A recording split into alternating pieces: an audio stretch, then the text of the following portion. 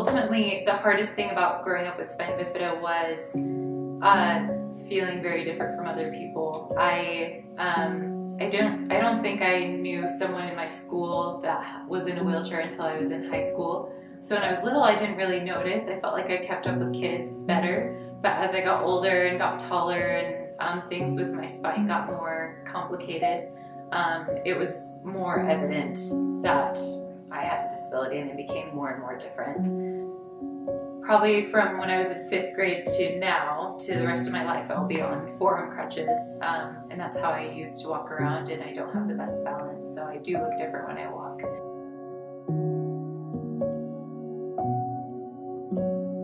One of the unique challenges I also had growing up is that I was born with a twin sister, and because we're fraternal, I have a disability and she doesn't. And for a while that didn't really matter. It was actually a huge blessing to have her there right along my side, being able to help me with whatever things I needed help with. A lot of growing up, she carried my backpack at school, things like that. She was just always there to help me in whatever way I needed.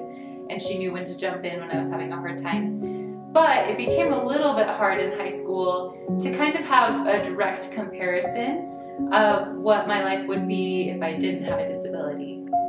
When she started sports and got super into tennis, I would think like, hey, I'd be doing that same thing right now if I didn't have this, and that got really hard. I ended up finding my own kind of niche in theater and choir, which was really good, but I still felt like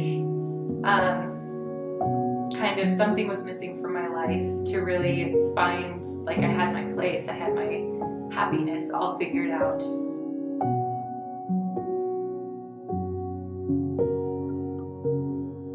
Growing up, I grew up a member of the Church of Jesus Christ of Latter-day Saints, and it was always a really good foundation for me, but I don't really think I applied it to my life personally until I went through a hard time, which I guess happens for a lot of people. That's when you kind of get tested with your faith and you have to make a decision. Am I going to follow this and believe in this and work toward having the Lord in my life, or am I going to try to do my own thing? So when I was 16, I had a leg surgery, and it was something was wrong with my leg, and it was supposed to be 1 surgery and 6 weeks in a wheelchair, and then I was going to be all done. And so I had the surgery, 6 weeks in a wheelchair and a cast, and then actually the day I got my cast off, I had all my friends at my house. I had like a cast off party, like, guys, I'm walking again, I'm so excited. We had a party at my house, and at the party I broke my leg. So after that, had to have another surgery, back in the wheelchair, back in a cast, 6 more weeks. So that was hard, but once I was done with that, 6 weeks, I'm like, yay, I'm done, this is it. And then when they took the cast off, they saw that the screws that they had put in my ankle had started coming out, and that wasn't right. So another surgery, another 6 weeks. This happened quite a few times where I was working so hard to be better, I was leading up to something so great, and then right when I was finished with this trial, I was all done, I had to start all the way over, back at the beginning. And I was getting so discouraged. I kept just having these hard thoughts of like, what's the point of having faith and hope when it just keeps getting taken all the way, and then I have to start over. That was really, really hard. And I started losing a lot of my happiness and hope in general. And in the middle of when I'm going through all this, my father noticed that I was struggling, and he said, Katie, I think you need a priesthood blessing. And that was a very pivotal moment in my life and in my testimony and my faith. My father gave me a priesthood blessing, and I remember it was a really different experience than I thought it would be. Going into the blessing, I guess, I was just filled with such doubt and emptiness and hopelessness, and I just only felt darkness. And after the blessing, literally I just felt a rush of warmth go through my body, and I didn't know what was going to happen, but I knew that it was going to be okay. And I went through 4 surgeries when it should have just been 1 surgery in 6 weeks. So the trial went on a lot longer from the point of the blessing on, but even from that point on, I just had that knowledge that was so much bigger than me. I knew that I was going to be okay and that the Lord was watching over me, and that it was all going to work out. And from that point on, it taught me in such a deep way that the Lord is so aware of us, that even when we think we know what we want, we're going through a hard time and we're like, hey, Heavenly Father, just get me through this and then I'll be okay. I think I needed to go through that hard time to really have a greater understanding that His knowledge is so much greater than mine.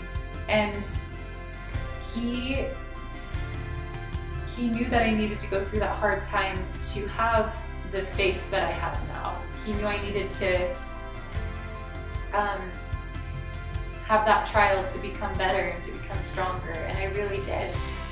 From that point on, I've been able to speak at a lot of different conferences for youth and serve a mission.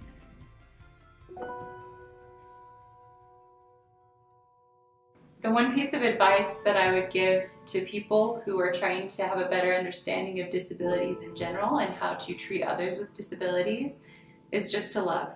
Which sounds simple, but listen. I think the hardest thing about feeling different from everyone is when you really are treated different than everyone. I think ultimately the piece that's missing is just to love people. You don't need to know the whole story. Some people will want to share their story, some people won't. A lot of people are in different areas and feel very differently about their disability, and people are at different comfort levels on where they're willing to share their experiences with their disability. When I meet someone and they just love me instantly and they can see me beyond my crutches, that is the most meaningful thing that anyone can give me. I feel like some people really only see me as Katie with the crutches, and some people just see me as Katie. And I love and I'm so grateful for people that just see me as that. So that really is the advice I'd give, is to just love people through what you see on the outside. Thank